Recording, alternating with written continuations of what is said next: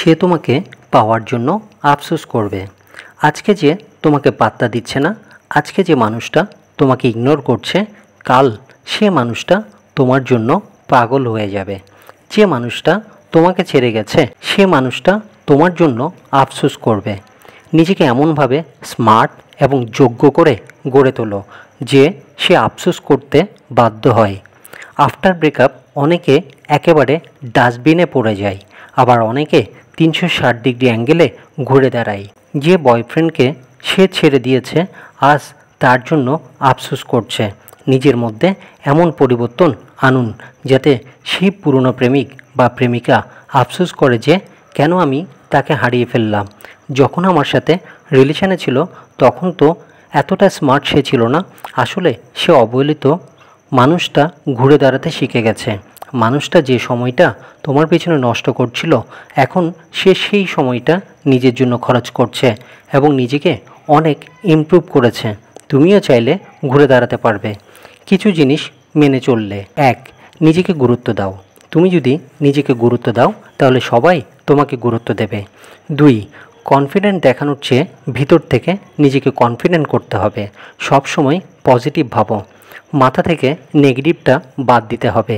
যে মুহূর্ত থেকে তুমি পজিটিভ ভাবতে শুরু করবে সেই মুহূর্ত থেকে তুমি অনেক বেশি কনফিডেন্ট অনুভব করবে। 3.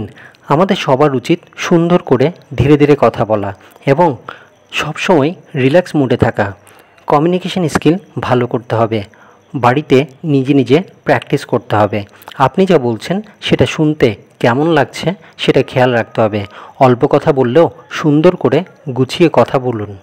যারা সাকসেসফুল এবং আমরা যাদের মেন্টর ভাবি তারা সবাই খুব সুন্দর করে গুছিয়ে কথা বলে, যার কারণে ঘন্টার পর ঘন্টা আমরা মনোযোগ দিয়ে তাদের কথা শুনি, কোনো রকম বোরিং ফিল করি না।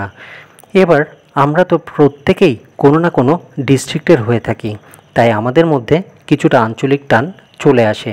তাই শুদ্ধভাবে কথা বলতে হবে যাতে প্রত্যেকেই বুঝে। আপনি যে আঞ্চলিক ভাষায় কথা বলেন সেটাও ঠিক, কিন্তু সবাই যাতে বুঝতে পারে সেজন্য শুদ্ধ ভাষায় কথা বলা দরকার। নিজেকে আপডেট করতে হবে। 4. নিজের ড্রেস আপ ঠিক করতে হবে। তুমি কোথায় যাচ্ছ, কোন প্রোগ্রামে যাচ্ছ তার উপরে তোমার ড্রেসিং সেন্স ভালো হতে হবে। অফিসে এক ধরনের ড্রেস, বিয়েবাড়িতে আরেক ধরনের ড্রেস, মানে যেখানে যেটা মানায় সেখানে সেটা পরতে হবে। তোমাকে কোনটা মানাচ্ছে সেটার উপরে গুরুত্ব দাও, যেটাতে তোমাকে বেশি মানায় সেটা পরবে। নিজেকে সবসময় ক্লিন রাখবে, চুলগুলোকে প্রপার হেয়ার স্টাইলে রাখবে।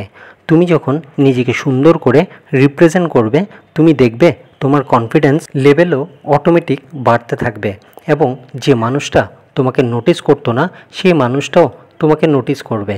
তাই বন্ধুরা, নিজের গুরুত্ব দিন, নিজেকে আপডেট করুন এবং কনফিডেন্স লেভেল বাড়ান। বন্ধুরা, এই ভিডিও দেখে যদি আপনাদের ভালো লেগে থাকে তাহলে অবশ্যই সাবস্ক্রাইব করে পাশে থাকুন। ধন্যবাদ বন্ধুরা।